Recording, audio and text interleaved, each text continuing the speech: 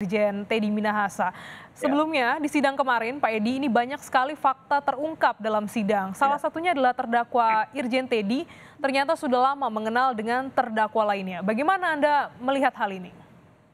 Ya, pertama tentu saja kita prihatin ya. Saya kira apa yang terjadi di dalam persidangan kemarin ya, banyak fakta-fakta yang disampaikan oleh siapa namanya perempuan itu? Si Linda, Linda ya. Kemudian banyak juga yang membuat kita kaget ya. Bahkan Linda sendiri mengaku sudah lama mengenal namanya Pak Teddy Minasa ya. Kemudian bahkan mengaku istri sirik daripada Jenderal Teddy ya. Tentunya ini akan membuat kita kaget ya. Kenapa? Kita tidak pernah bayangkan ada semacam kejadian seperti ini ya.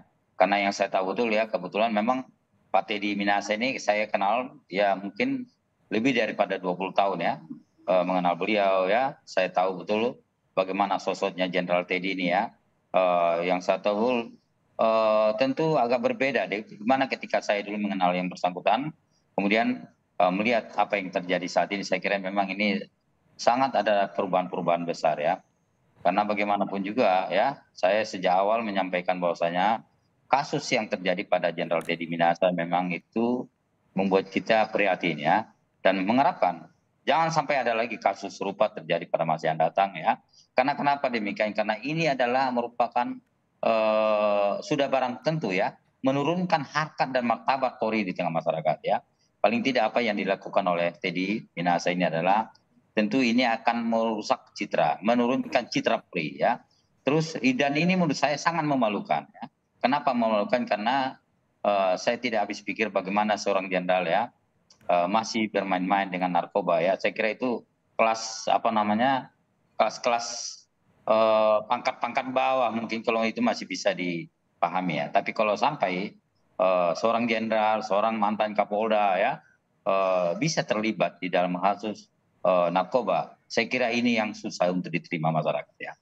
Dan tentu saja kita harapkan kepada pimpinan Polri ya, nanti setelah ada vonis yang sudah berkekuatan hukum ya, saya kira sudah saatnya Polri akan memberikan apa namanya status yang kepada yang bersangkutan ya. Apakah yang bersangkutan layak untuk di PTD ya atau tidak ya. Saya kira memang kita saat ini terus sebagai masyarakat terus memantau ya perkembangan dan sidang peradilan yang terjadi di masyarakat ya, yang terjadi di pengadilan ya. Kemudian ini tentu akan mendapatkan sorotan ya dari jutaan masyarakat Indonesia.